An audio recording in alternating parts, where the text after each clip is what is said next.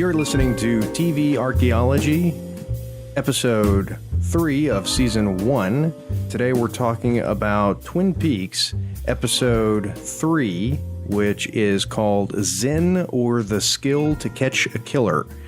I'm Jason Mitchell. I'm here with my co-host, Adam Lejeune. Hello. And today's going to be sort of an interesting day because I got almost no sleep last night. So, oh no. Yeah. So if I start trailing off and just talking about whatever's in front of me right now, or if I snore too loud, wake me up. Can you guess why it is that I was up until far too late last night? Does it have anything to do with the premiere of the new series of Twin Peaks? It also has to do with that. Yeah. You have no idea how much I'm like dying to be able to talk about the new the new series of Twin Peaks. I saw online today a vague mention of it, and then very quickly turned it off. And also, there's been this thing going on where, like, for example, listening to a podcast that was recorded in 2011. Yeah. One of the people was talking about something, and it was a Twin Peaks spoiler. Oh, yeah. And I'm like, Do you remember, speaking of spoilers, do you remember when you and I were with a good friend of ours, and we were going to watch The Usual Suspects? Do you know what I'm talking about? Maybe. Okay, this was probably like, God, late 90s, late 90s. Okay. And we were going to watch The Usual Suspects specifically because this friend of ours had informed us that day that he had never seen The Usual Suspects ever. Right.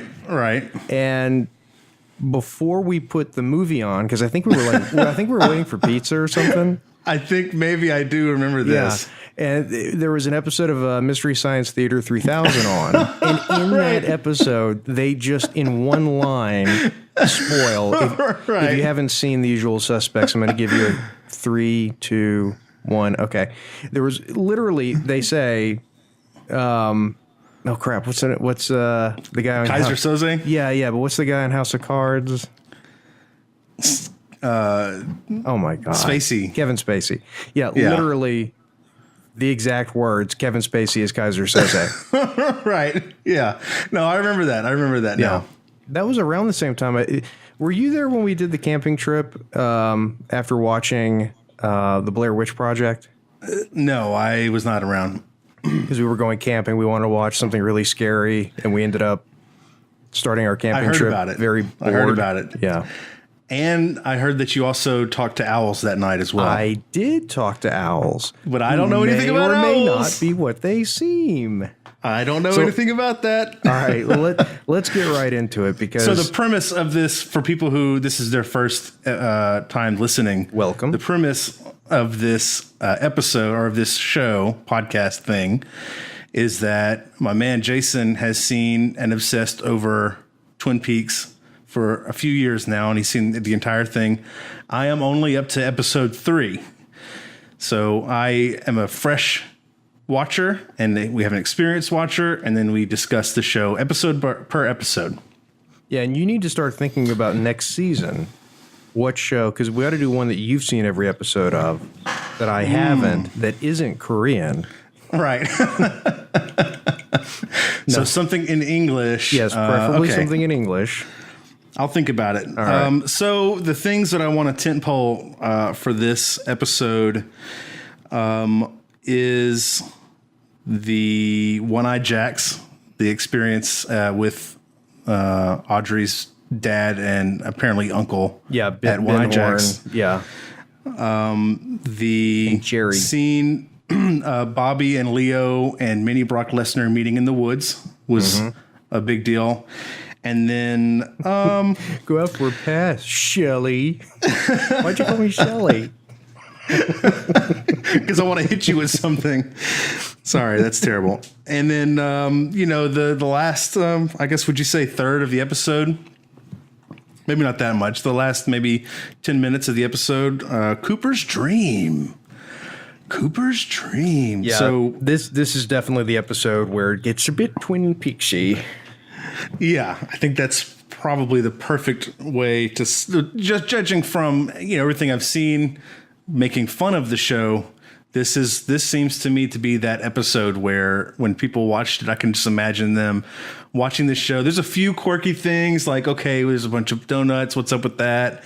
And then, oh man, this under their fingernail, it's gross. And then when you get to this scene, which is at the end of this episode, Cooper's Dream with the red room, and the people talking backward stuff. This is the episode where David Lynch takes his mask off and reveals himself to be David Lynch.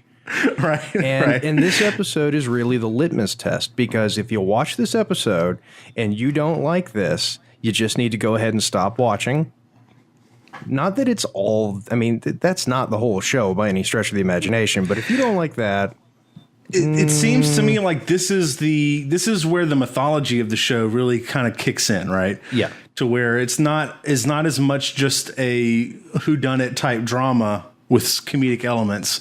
Now it is sort of a dark fantasy story, like a mythological storytelling show that still has comedic elements, I feel, and some extremely cringy sort of, maybe not cringy is the word, but hard to watch imagery and hard to watch situations. Yeah. Especially for what could really be considered sort of a primetime, family drama almost. Well, yeah. And that, I think, is one of the big reasons why Twin Peaks, it's actually really a credit that it made it 2 seasons, given the environment that it was in. It wasn't on, a Netflix or, Hulu or Amazon or something like that. I mean, this was a network broadcast show, and it did that. It went there. What network was it on? It was ABC. ABC. Yeah. Man, what's on ABC now? Oh my God, I don't know. What else was on ABC at the time? I don't know. I haven't watched a network drama in, years. I mean, there's some network comedies I enjoy. I like the Goldbergs. That's ABC. Modern Family is still hanging in there. I don't know how much longer that can go, but it's a good show. Let's see. Twin Peaks was 1991. That's what you need to look at. 92 or 91? 91, 92 season? Yeah. Yeah, 90-91. Okay, so Twin Peaks, I don't see it on this list, but here's some other shows that were on at the time. Let's see. Murphy Brown was on CBS. Mm-hmm. We had Roseanne was on ABC. Yeah. Roseanne, oh my God, talk about a power schedule. Full House, Home Improvement, Roseanne, Coach, Homefront. Those are ABC shows. I don't remember Homefront. That was the Tuesday lineup. I don't remember Homefront either. Wednesday, Dinosaurs, Wonder Years, God. Doogie Howser. When I was a wee one, I loved Dinosaurs. I actually tried to watch an episode of it not too terribly long ago, and I couldn't even imagine. Oh my God, it's the worst, most horrible show. My favorite show from that era on Fridays, Perfect Strangers. Oh, Perfect Strangers. Do you know, I'm rereading or re-listening to. I've read it twice. I'm listening to it again. My son and I are reading Andrew Chaikin's book, A Man on the Moon, which is the book that they based the Tom Hanks series From the Earth to the Moon on. Mm-hmm. Do you know who? Which is a great show. Yeah, fantastic. Actually, I know a guy who worked on that. Do you know who is the narrator who reads the audio version of Andrew Chaikin's seminal single-volume history of the Apollo program? Oh, are you going to make me guess? You should be able to pick it up based on what you just said to me. Is it Balki Bartakamus? It is Balki Bartakamus. Also known as the paper tearing man from the Langoliers. What was his name? Oh, yeah. And he was in that movie where he played like the psychic. who The psychic, he yes. solved Second Sight. Second Sight. That was it. Oh, but yes. apparently Bronson Pinchot is actually Bronson Pinchot, that's his name. yeah.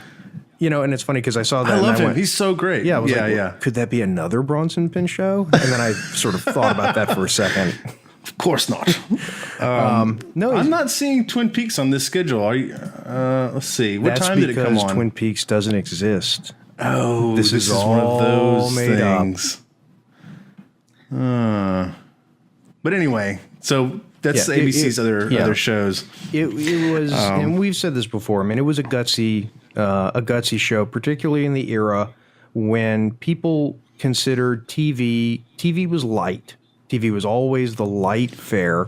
I mean, you had dramas, and then you had some, the anthology shows like Night Gallery or Alfred Hitchcock, and they would do kind of messed up things.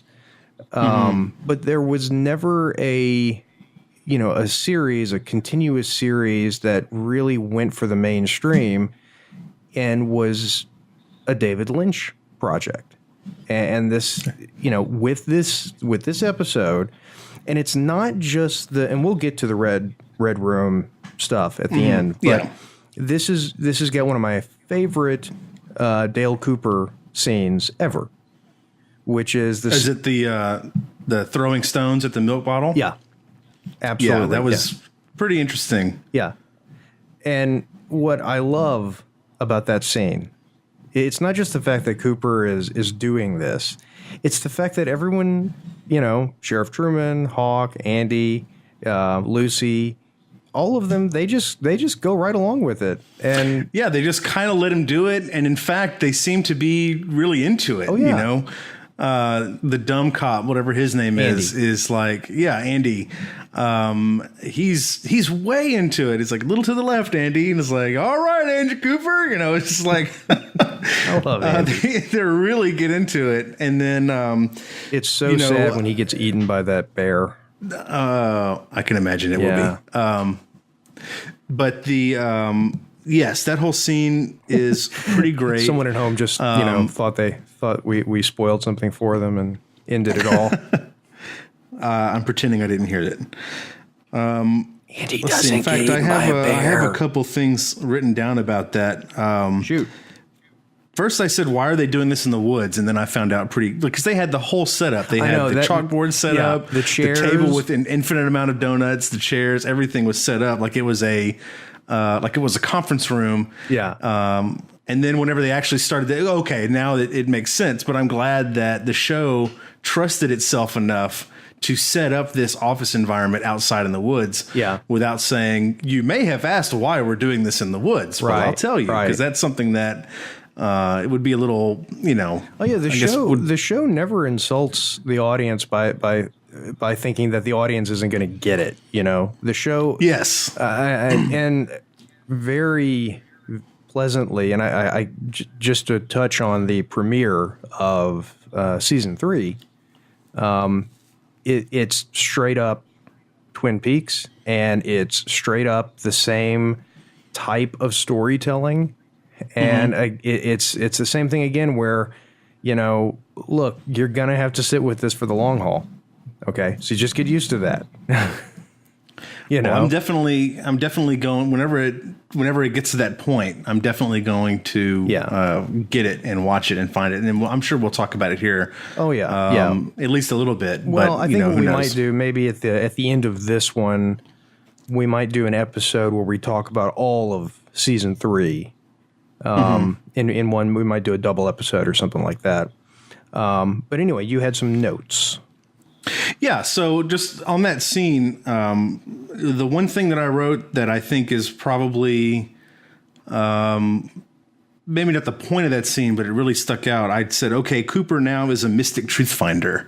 Like he's no longer a classic detective or agent Cooper or whatever. Yeah. This, like, he has a purpose, almost like a purpose given to him by the universe. Yeah. That's what I kept thinking whenever I saw that, is that this is a way for the universe to explain itself through Cooper. Yeah. Yeah.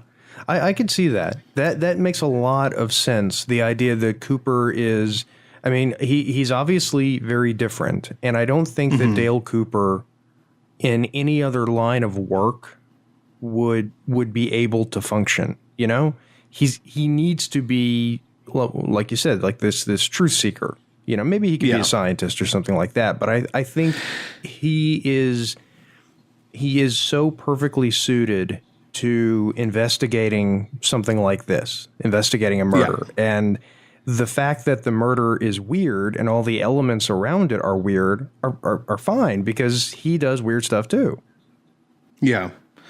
So I also had a note, you know, given that this is the universe showing Cooper the way, there were two rocks in particular that when they were thrown said a lot about kind of the way that I feel about the situation. And that's specifically with the difference between Shelly's rock and Leo's rock. Mm-hmm. So every name, and I even wrote this down before they started mentioning what was going on. I saw the names that were written down and I said, they all have J's in them. And I was like, does every character in this thing have a J in their name? Yeah, it makes you wonder if they knew they were going to do this. And so they gave like 2/3 of the cast. Yeah. You know, because you'll notice that the cops don't have J's. You know, Harry Truman doesn't. Oh, yeah, Hawk, Harry S. Truman. Andy, Lucy, none of them Cooper. have J's in their names. But all the principals, you know, all the prime suspects, I guess, have J's. Yeah. So the two rocks. So whenever Shelly was mentioned, not only did the rock not hit the bottle, but it like ricocheted off into the woods somewhere. Like it was so far away from hitting the bottle. Mm-hmm. And I was just like, yes. Like the universe needs to protect and get behind Shelly. I feel so bad for Shelly. The scenes with absolutely. her and Leo, it's every single second of it is like, you know, walking on eggshells. And then honestly, I made the comment in the first episode that it seemed like Bobby actually really liked her. I don't even think that's the case. I think that whole, like, she is trapped in a completely toxic, horrible, get your ass out of there if you can situation. I mean, she would get killed. Leo would kill her if she even tried to run away. Yeah. But Bobby's not helping that any. No, you know, Bobby, it's interesting because one of the, you know that it's revealed in the first episode that Bobby and Laura were dating. I'm probably a little more than halfway through reading The Secret Diary of Laura Palmer, and it's very interesting, the dynamic that the two of them had. And Bobby was genuinely in love with Laura Palmer. He was genuinely and truly and honestly in love. Now, he was a kid, so you know, he was. That didn't end up meaning much. Yeah, he was eternally devoted to her in the way that teenagers are. But it's so interesting that, and I don't know, maybe, you know, when I get to the end of the diaries, it'll tell me. But one of the things that I'm curious about is his transition from Laura to Shelly. And I think, you know, given that, you know, we know that Laura had a dark side, and that's going to get explored in a lot of detail down the road. I think one of the things that Bobby likes about Shelly is that Laura pretended to be Miss Sweet Innocent. And I don't want to say pretended, because it's, even that's more complicated than it sounds. But Shelly really is that. Shelly is sweet, innocent. She wants to do good. She doesn't want to hurt anybody.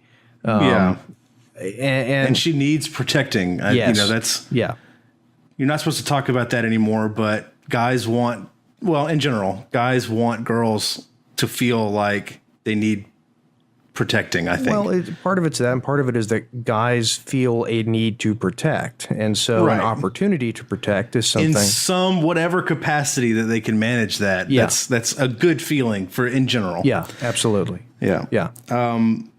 And of course, whenever they threw the rock and Leo's name was called, it just completely smashed the bottle. So, you know, maybe a little Chekhov's gunny kind of situation to where they're, it clearly Leo has been set up as the ultimate bad guy at this point. Right. He has the bloody shirt that, he's beating up Shelly over. He's a drug dealer or drug supplier. We already kind of feel like he's a murderer. He beats Shelly. Mm-hmm. So he's being set up as the ultimate bad enthusiast. Guy. Right. Yeah. Right.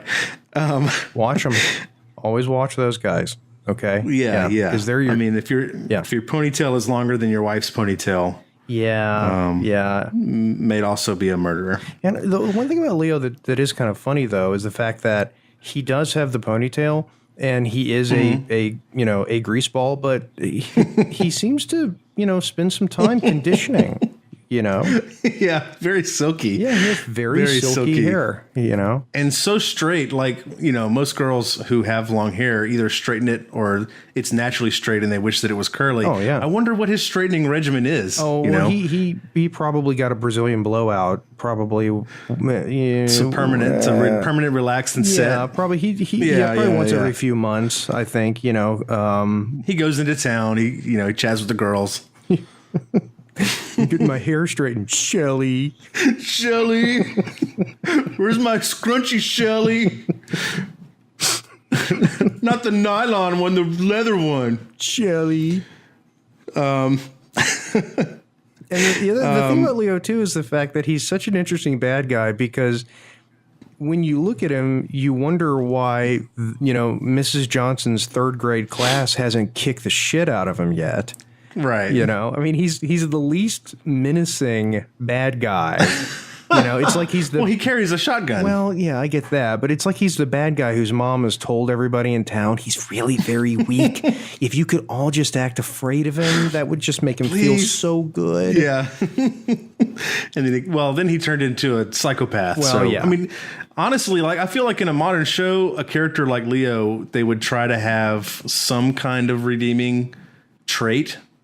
Like maybe he'd be charming to other people, but then when you see how he is at home, then you really know, but like there is just absolutely nothing good about Leo so far. See, and that's one thing about the new series is that, don't mention characters or anything. No, I'm not going to mention any characters. Yeah. What I'm going to say, though, is that things like that would be the sort of, okay, yeah, but this is television. We need to moderate them a little. No, they don't. I mean, and I've only... Oh, that's nice. Everyone in the world has only seen, the first 2 hours, which premiered yesterday. But it's the same. I mean, it's Twin Peaks. It is as Twin Peaks can be. And I'm actually curious, and I haven't looked up any reactions of what other people think about the new series because as a rule I don't care about what other people think about things or stuff, but I do have to admit, I have to confess to a certain amount of curiosity. I wonder how the world is reacting to it, and I'm loving the fact that they've seen any. Yeah. Well, so I'm loving the fact that they've got the episodes filmed and they're going to air, and there's no way anyone can cancel it. Right.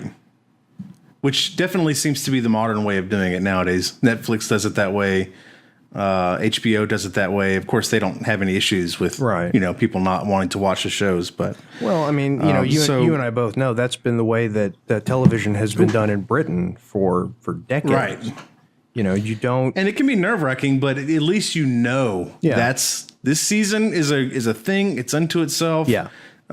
There's no reason to pander to anybody or to try to manipulate people. Like we got to grab them right before the end of the season so that we can get a new get our renewal. It is what it is. It's a story that has a beginning, a middle, and an end, and I miss that. I haven't really watched episodic TV since Lost. Yeah.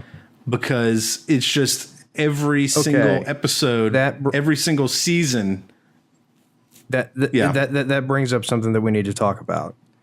Okay. And I'm really glad you said Lost because this is a perfect segue.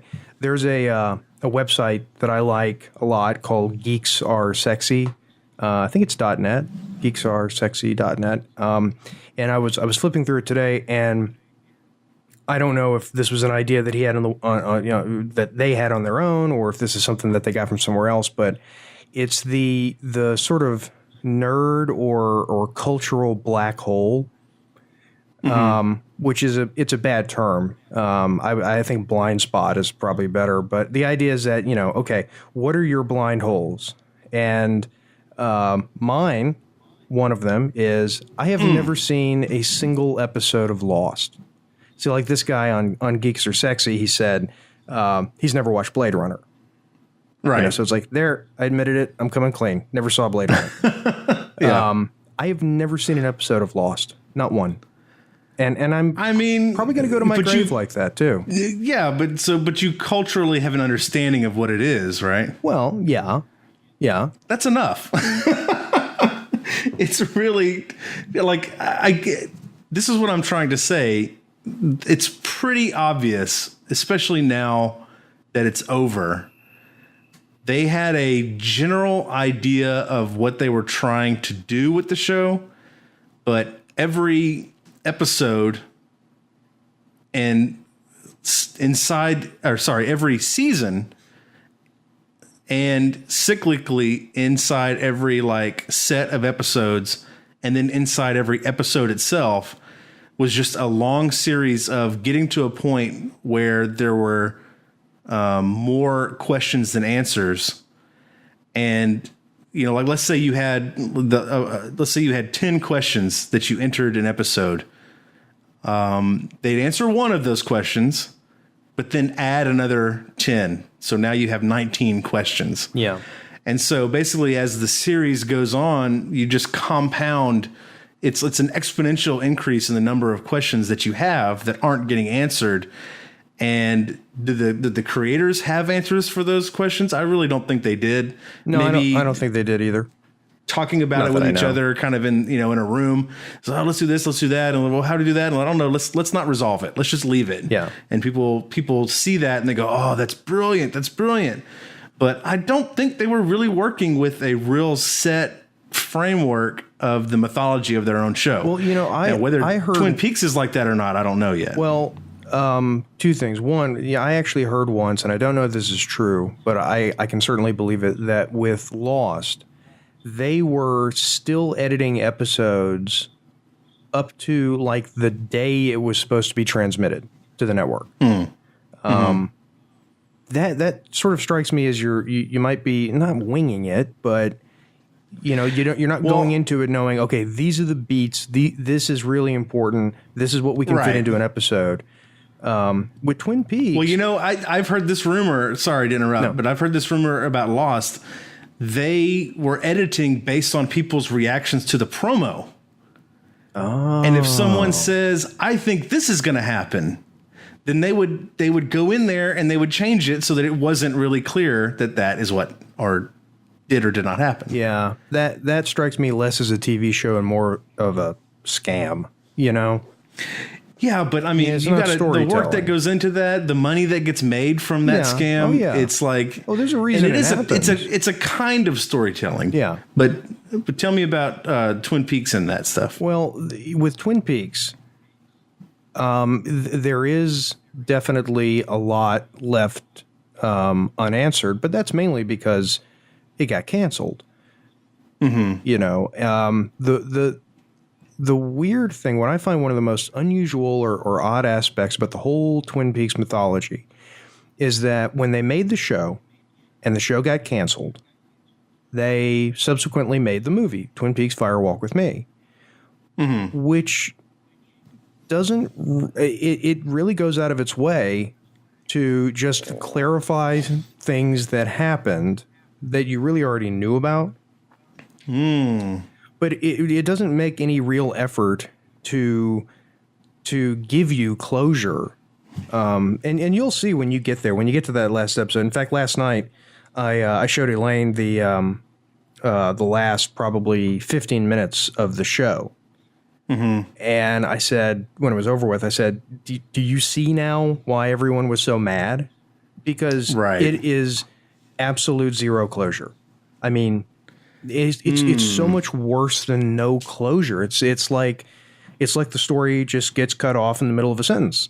Not literally, but that's there's so much more to tell. So when they made Fire Walk with Me, they didn't really. There's one nod in there. If you've seen the series, there's one thing that happens that directly ties in with the major events towards the end of the series. But it doesn't resolve anything. It's just, it's related to it. And so getting back to the question of, having the questions and not having them answered, I don't think it was intentional to never answer questions. I do think, and this is kind of weird when you consider the fact that this was in, 1990, 1991. It is a show that if you want to actually get what's going on, you're either going to have a podcast where people talk about everything that's going on. Right. Or you're going to have to watch it more than once.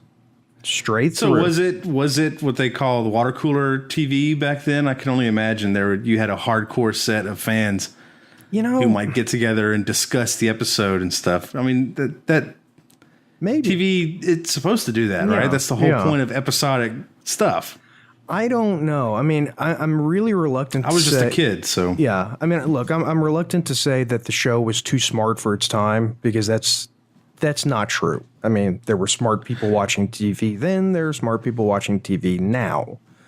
Right. I think it was a time when you didn't have the infrastructure out there to support a show that was going to be really interesting to a small core group of people. I think if Twin Peaks had been a syndicated show like Babylon 5, I think it could have gone 5 seasons. But then again, Babylon 5 barely made it. I mean, they thought in fact, they were effectively canceled at the end of the 4th season. They had to completely end everything in one episode because they thought they were being canceled. Twin Peaks didn't even get that chance. Got saved. Yeah. Twin Peaks didn't even get that chance. I mean, it was just, it's over. And it's not just over, it's gut-wrenching. Last night, watching the premiere of the new series, it was almost like, I was, and let me tell you something, I have never been as tense and as nervous watching television as I was last night. David Lynch. Because if it was bad, then what? Well, not that. I mean, literally, not that. Because there are so many ways that literally, David Lynch and Mark Frost could have sat down last night, or not last night. They could have sat down with their typewriter, and they could have taken Twin Peaks in damn near any direction they wanted to go. Right. Yeah.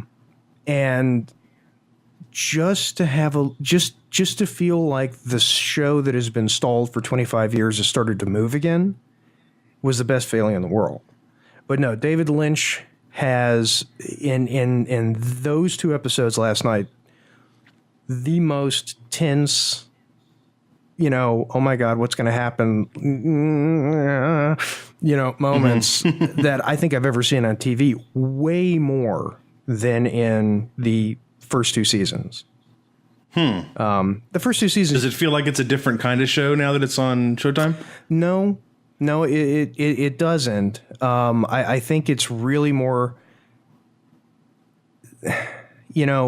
this was, they say it's 18 episodes. Okay. It's really not 18 episodes. It's 9 2-hour-long movies, which is a hell of an accomplishment when you think about it. Oh, sure. I mean, definitely, 9 2-hour-long David Lynch movies. That's worth watching any day of the week.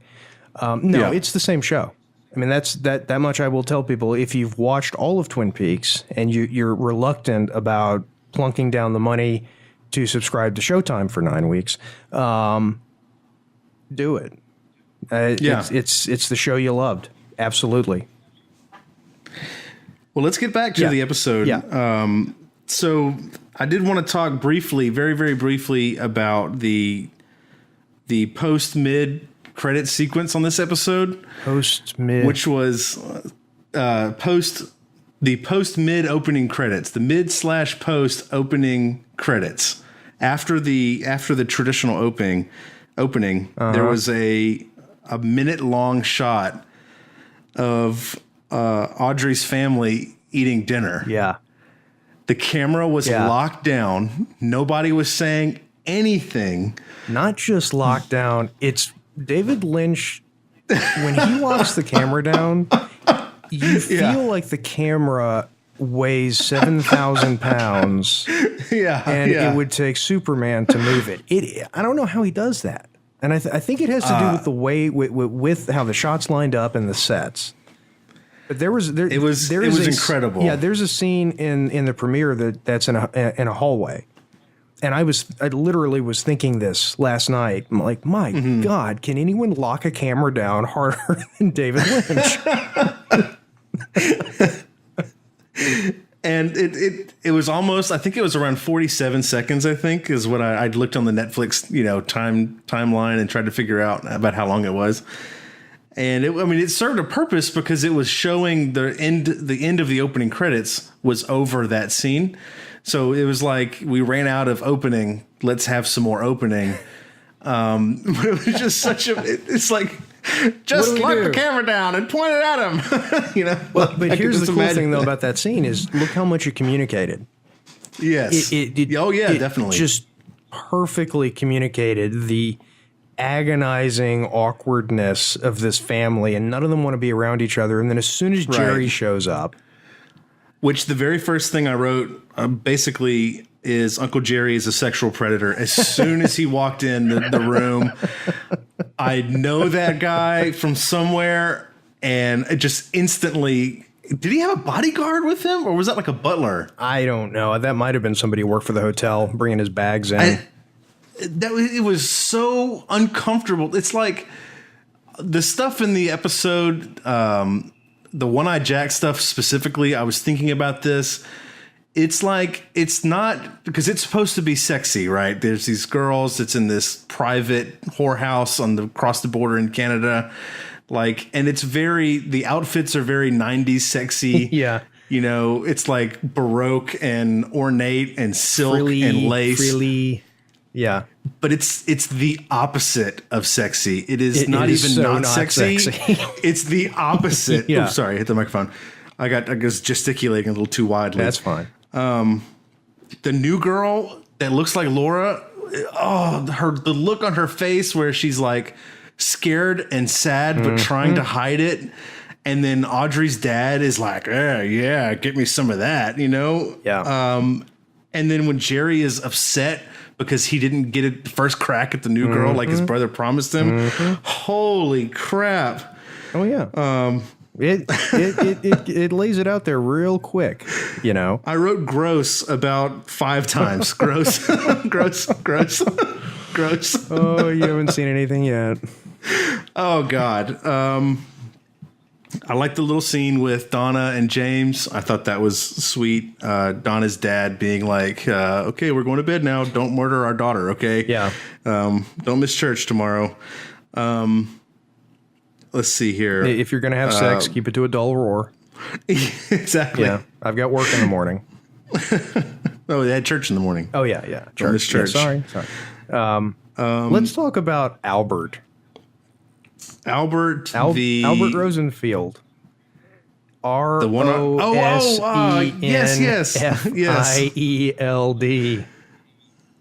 What? He's great. He's great. He's awesome. He's super good at his job. He's a bit of an asshole. Yeah, he's more than a bit of an asshole. Cooper is so happy. He's so happy that Albert is an asshole. So he's like, this perfectly fits Cooper's sense, like his universal sense of who an Albert is. What would you guys? He's the platonic ideal of an Albert. Well, I see. I get the impression that Cooper looked very much at peace all of a sudden because the town of Twin Peaks has so many nice people in it, and every single one of them is balanced by the mere presence of Albert Rosenfield. Yeah, right. It's that little bit from the big city that makes it like stepping into a warm pair of pajamas. Yeah, and again, though, but even with Albert's character, it's classic Twin Peaks where you're sitting back going, okay, why are you doing this? Don't you find it counterproductive to your job? And the answer is, of course, no. He doesn't find it counterproductive to his job at all. Well, you need an Albert. I mean, sometimes you just need an Albert. Yeah. No, I like that. And the fact that, what is that actor's name? I should know it, but I don't know it. What, the one who played Albert? He actually, he just passed away. Yeah, that's what I was going to say. From lung cancer, right? Or throat and lung cancer or something. I think so. Miguel Ferrer, Ferrer, something like that. Yeah, he was on. And this is a show that if you remember this one, I'm very proud of it. Duckman. How did I know you were going to say that? I love Duckman. That's one of the greatest. It was great. It had Jason Alexander's best work. Yeah. Nancy Travis, who played the love interest in So I Married an Axe Murderer. Right. And she was on that show with Tim Allen, the one that just got canceled. I never watched it, which made me very happy. King of the Castle, or I don't know.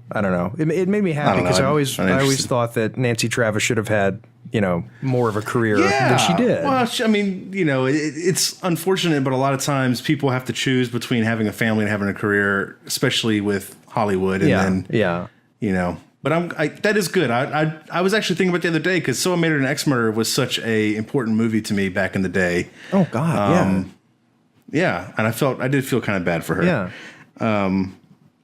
No, that whole scene was great. I anticipate for the next episode. Did I mention last week? Did I mention the episode of Seinfeld that I saw with the bizarre Twin Peaks connection that I never? No. It was. Oh God! It was the episode where George. They all go to the cabin that's owned by Susan's parents. Okay, I think I remember this episode. Kramer burns the cabin down. The next episode, they have dinner with her parents, and it's supposed to be where George is going to tell them that we burned your cabin down. The Susan's mom is Sarah Palmer, and her dad is Dr. Hayward, Donna's dad. Oh, wow. Yeah. And I looked it up, and it was 1991. So wow, what? So I was like, well, wait a minute. Was that intentional? Did they decide we're going to get two? It was a different network. Yeah, it was. But Seinfeld had done stuff like that before. Remember when Kramer split and he left town because Jerry took his apartment keys back from him? Kramer did a guest spot on Murphy Brown, which I believe was on CBS. Yeah, I think so. Yeah. Okay. Well, that's certainly interesting. Kind of a cross continuity universe joining. Well, no, but I guess in the case of Twin Peaks, they weren't themselves. They weren't Twin Peaks people. Right. Was Kramer and Murphy Brown, or was just some random male? Kramer was in Hollywood, and he got a small part on Murphy Brown. Wait. Okay. Kramer the character.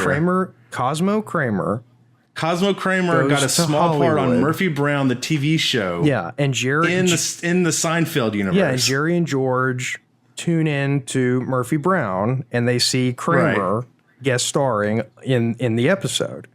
So CBS let NBC show a section of an episode of Murphy Brown with Kramer in it. Evidently, that's interesting. I love that. Isn't it?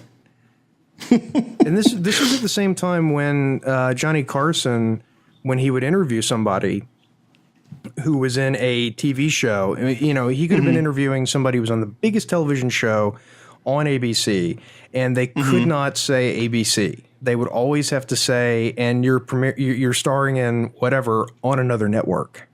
Right. They didn't want to explicitly promote the brand or something. I don't know. I guess. So a couple little things that I wanted to point out before we had our because we got to get the conversation about the dream. Yeah, we got to get to the dream. Audrey seems like an actual sweet, good person. Mm-hmm. Whenever the scene with her in the diner after church, where Donna talks to her and she says, "I know I wasn't her friend, but she was really sweet to my brother, and so I figured I thought that was pretty great." Yeah. See, I She think also that scene, really, I think really that likes scene would have been Cooper. better if she starts, she puts the quarter in the jukebox and she starts dancing and saying, I love this music. And then it cuts to the point of view of, like Norma and there's no music playing. Yeah, because apparently Audrey must have given the music that she likes to every establishment in town to put in the jukebox, because who in the hell else would have that song? Did you notice the cigarette machine? She is a very big Angelo Badalamenti fan. She's got all of his recordings. Did you notice the cigarette machine in the diner? No, I did not. They had to have built it. It has 39 different brands of cigarettes on it. That's awesome. That is wild. There's 4 rows of 10, and one of them is blanked out. So anyway, look, maybe that's the deep connection. Someone out there can put something together. It could be. Just very, very, very, very briefly, not the Palmers, the Haywards, the mill. Oh, the Horns. Oh no, I'm sorry. The Packards. The mill the owners. The Packards. Yeah. Not Josie, but the other lady. Her entire room is red. Everything was red in there, and it was. I liked the scene with the brother. You mean Catherine? The older lady. Yeah, Catherine. And where he didn't want to get mink oil on his bread spread. Yeah, I don't want to get mink oil on my bedspread. Right. God rest his soul. So that kind of brings us to yes. When so Leland is dancing to Pennsylvania 65 billion, and then I wrote, bro, that's not dancing." He's just swinging in a very, and then he shoves his face into the picture of Laura Palmer. These are all classic signs of depression. If you or anyone rubs you tear know, blood. Classic signs of depression.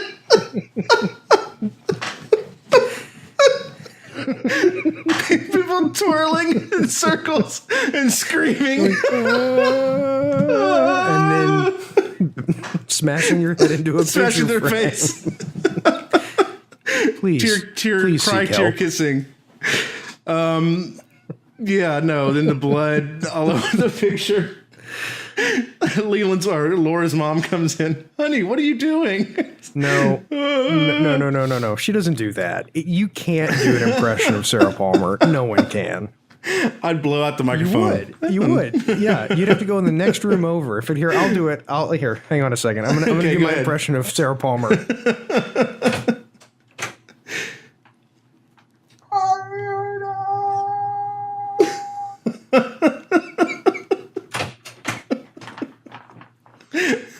Something like that.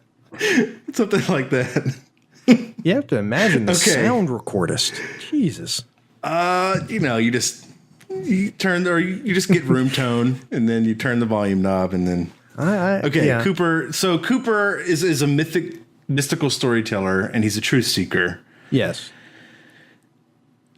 I, in a cheaty kind of way, know that the dream is part of the reality of this universe, right? Oh, yeah. I mean, it's obviously there's something to it. Yeah. Yeah. I was really glad to see Laura Palmer there, because I think that the actress is awesome. Oh, yeah. And can convey so much, even in like the ancillary stuff that was like, obviously, I don't know if it was second unit, but it was Cheryl Lee, who apparently does not age. Oh, does she look the same now? Is she? Well, don't answer. Don't answer. Well, I just stopped writing. Yeah. I stopped writing just because. Oh, you got to just soak that in. Yeah. How do you explain that to yourself? And so I still say we should do a whole backmasked episode. Be the greatest episode of a podcast ever. We maybe just the intro. Let's just do that. Yeah. That would be very difficult to do. Unless we could do it phonetically, I guess, but we'd have to have everything written. Yeah, you would. It would absolutely have to be written down. Supposedly, the guy who plays the little person, The dwarf. is that the terminology? I don't know. Yes, that's the you can say correct nomenclature. Yes. You can say dwarf. Okay, all right. He apparently, when he was a kid, actually did that. Him and his friends had a secret language. He's a person first. Well, yes. Yeah. So we could say the actor who played that being, which I don't know who it is yet. So yeah, we can go back to dwarf.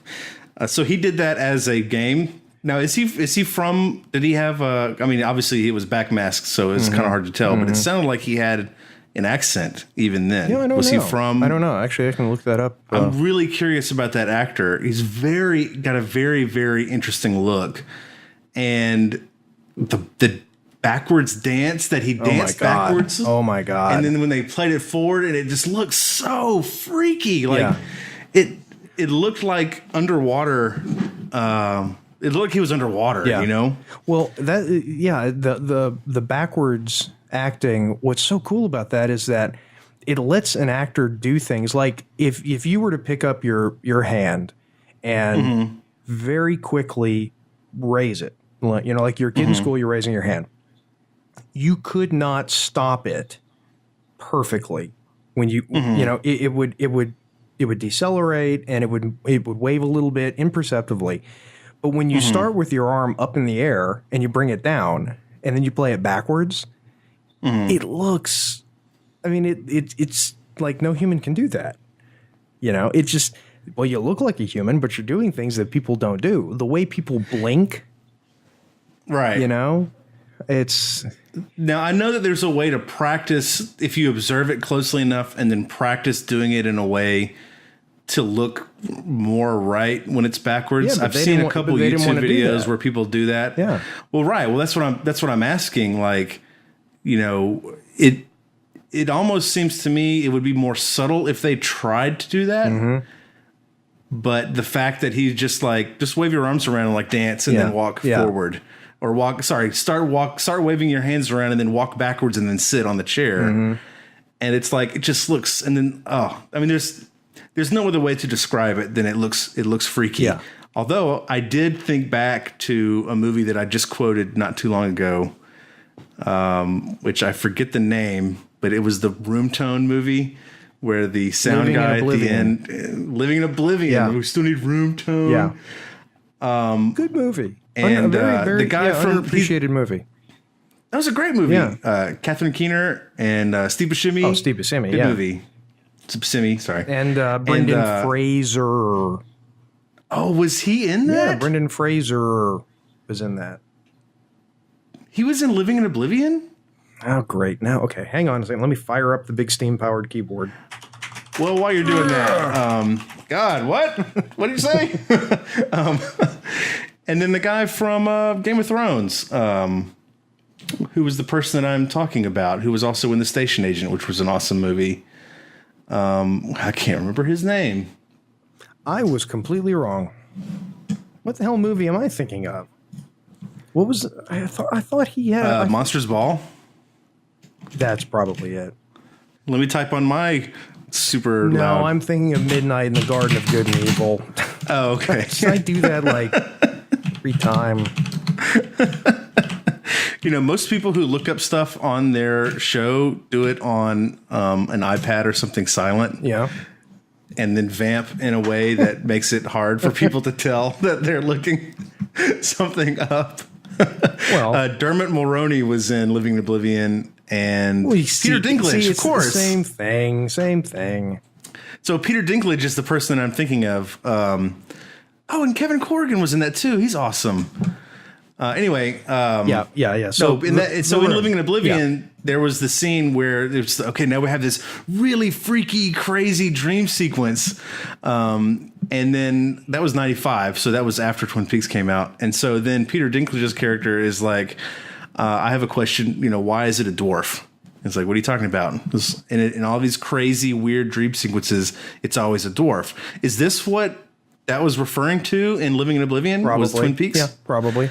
Even if they didn't intend to, it was certainly that was on their mind. It had you got to to think, be. because this is like, I mean, it's an avant-garde thing to do, especially in like a primetime network TV show, right? Yeah. Oh, yeah. And then you had the one-armed man was talking over it, and then they showed Bob. Wait, say what? Bob was standing in a janitor's closet. Bob. And like his voice didn't sound anything like you might expect a Bob's voice to sound, although it totally sounds like a Bob. Yeah, Bob. Man. You're talking about me. Yeah. No, Bob. Wow. Yeah. lot more to come from Bob. I mean, what a great look for that actor too. Oh, yeah. I mean, the one-armed man, like Mike and Bob. So don't answer, but it's like an angel demon kind of thing, because he's talking about their beings and the other beings, and like Mike's look is interesting, and it's like you told somebody what a middle-aged man in the early 90s would wear, and then they went to like a store to get middle-aged man mid or early 90s outfit, and told somebody what kind, like just like, oh, this is like the type of hairstyle, and then without having any reference went and did that. Like he just looks it's not like the rest of the show. That look, yeah. Neither is Bob, obviously, because Bob looks like a vagrant, vagabondy kind of. Yeah, Bob looks like is sort of an amalgamation of everything you would imagine to be driving around in a white van. Right. Yeah. Yes. I mean, that's something that you don't want your kids saying hi to at the grocery store parking lot. That is exactly what Bob looks like. He looks like that. That's the perfect description of him. This is the next to last person that you would want to have babysitting your kids. Right. Brendan Fraser, obviously. Being okay. The last person. Sure. Poor Brendan Fraser. Like I actually like Brendan Fraser. I mean, he's fine, but he seems like a nice guy. He does. He seems like a nice guy. Of course, we don't know his situation or whatever, but no.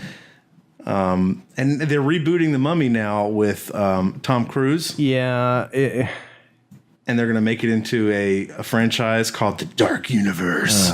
With all the monster movies. So it's like The Mummy, but it has nothing to do with The Mummy from the 90s, I guess. No, it's going back to like the 30s. Yeah, the 30s.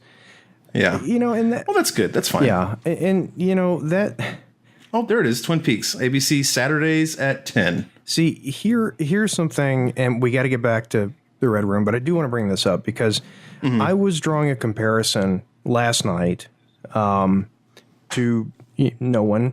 I was by myself, and sure, I had this conversation with myself where I was comparing the new Twin Peaks with the new Star Trek. Have you seen the trailer for the new Star Trek?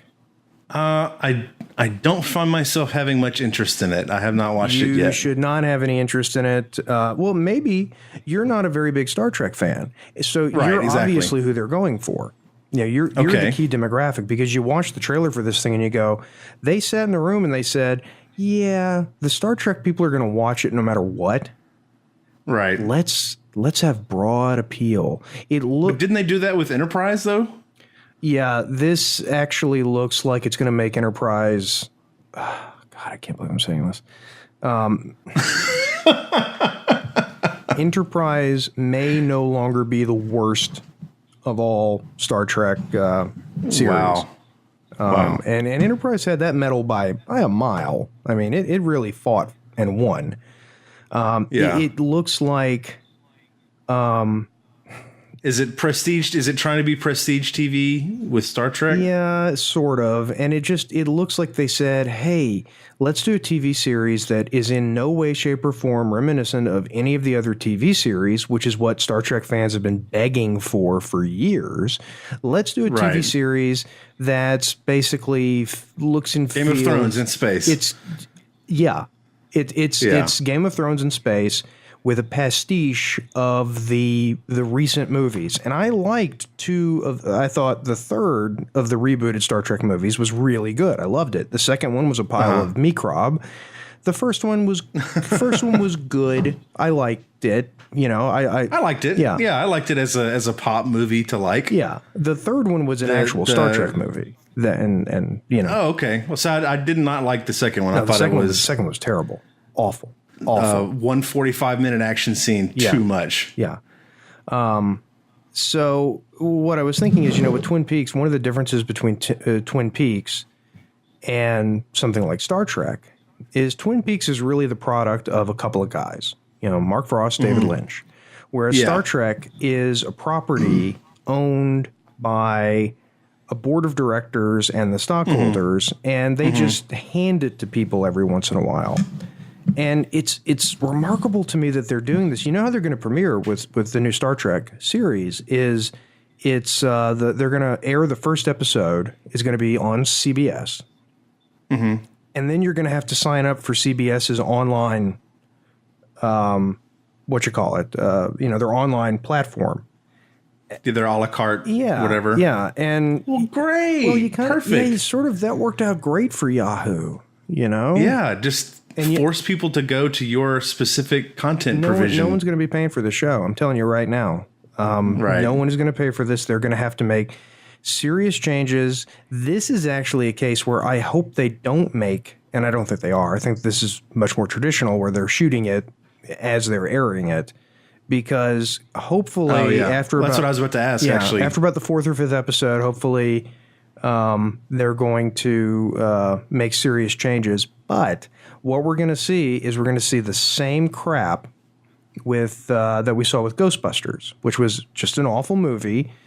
But it was the only reason that it was awful, and you have to admit this, Adam, is because you hate women. Right. Well, I do hate women. Well, I know that.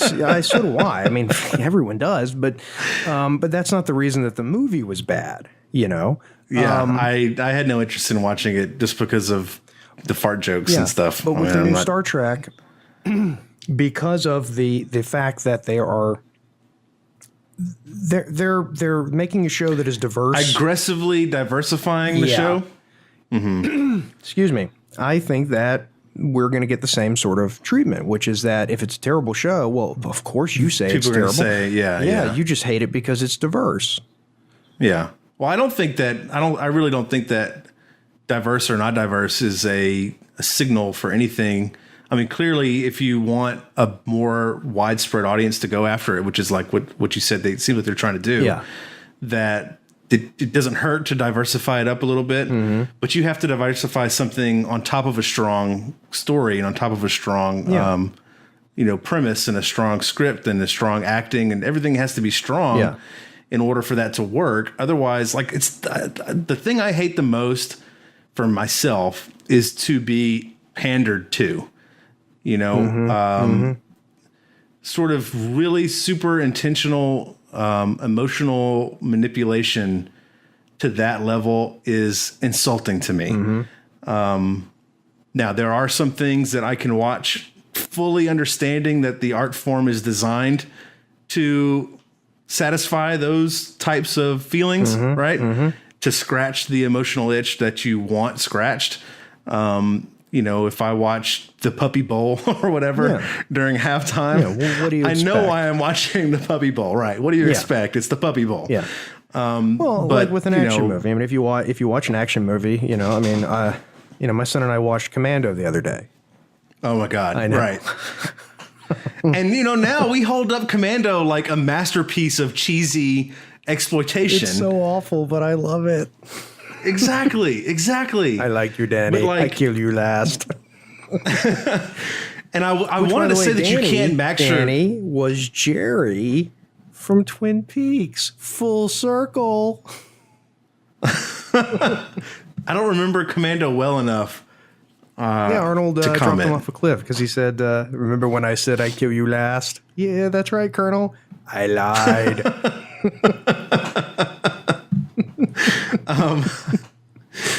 But anyway, I don't know how much else there is to say about the Red Room and about what all that means. Yeah, this was a teaser. This sort of sets the stage. And don't think that every episode is going to be all Red Room heavy. It's not. Right. What's important about it is that now if you had, well, I suppose actually you could still have some doubts because it could all be in Cooper's head. Mm-hmm. At this point in the show? Yeah. Yeah. I mean, yeah. I think you're supposed to think that, except that we saw Bob in the Palmer's house. So you're right. And the one-armed man also, because Cooper didn't see the one-armed man. He doesn't know what he looks like. That's true. Cooper didn't see Bob, and he didn't see Mike. No, you're right. You're right. Yeah. So yeah. And then with the stuff with the bottle and the whole universe telling you the answer, like, you know, I like that. I like that mythology. Mm-hmm. They're building something like. It's not any more hocus pocus than it needs to be. Mm-hmm. It's just say the name while I throw this rock, and then if there's a connection there, there's going to be something there. Well, and I suppose the last thing that I'll say about it is that when it's all said and done, the execution of all of the things that you see in the Red Room and everywhere else, the execution is weird and David Lynchy, right? Right. But if you were to take the show and if you knew what everybody was and everybody's ultimate role in the whole story, you'd see that the actual characters themselves are very, very solid, grounded, interesting characters. It's just that, well, instead of like Bob, for instance, okay, well, yeah, we could just have Bob be a bad guy, but instead we're going to execute the character in this way that makes it just over the top and, you know, creepy and everything else like that. Crouching in a corner. Yeah. Yeah. I love that. Like a friggin' animal. Yeah. Yeah. Did he say death bag? Was that in this one? I don't know. So I'll catch you with my death bag. Oh yeah, he did. Yeah. What a line. I think actually that's when I did write that. I said, all right. I don't know what a death bag is, but I don't want to be associated with it. I don't want to know what a death... I did write, she's filled with Seacrest. I think that the backmasking did not fully... Might have misheard. I think that maybe a couple letters got switched there. I'm like, ooh, Ryan Seacrest is in this? I knew he was a bad guy. Yeah, actually, all the stuff that Ryan Seacrest has ever done is actually just part of Twin Peaks. It's really just a huge meta show. I mean, really, his name is like Andy or something. He's just an actor from Hollywood, but he's been contractually obligated to be Ryan Seacrest all these years. David Lynch actually hired me when I was about 12. This is all meta. So we're calling it now. End of season 3, Twin Peaks. Ryan Seacrest comes out as something important. Yeah, I think that's going to be it. It's all calling it the whole time. It was Ryan Seacrest, and well, I was about to make a joke, and then I realized that might actually give something away.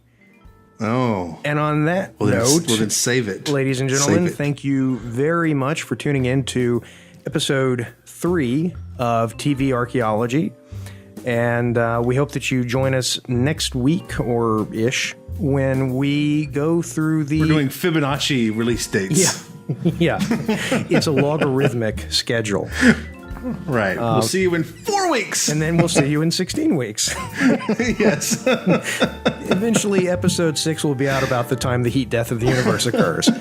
Right. All right, folks. Thank you very much. Tune in next week. Adam, if you have anything else to say, otherwise, I am signing off. Good night, everybody. Au revoir. In a very bad French accent.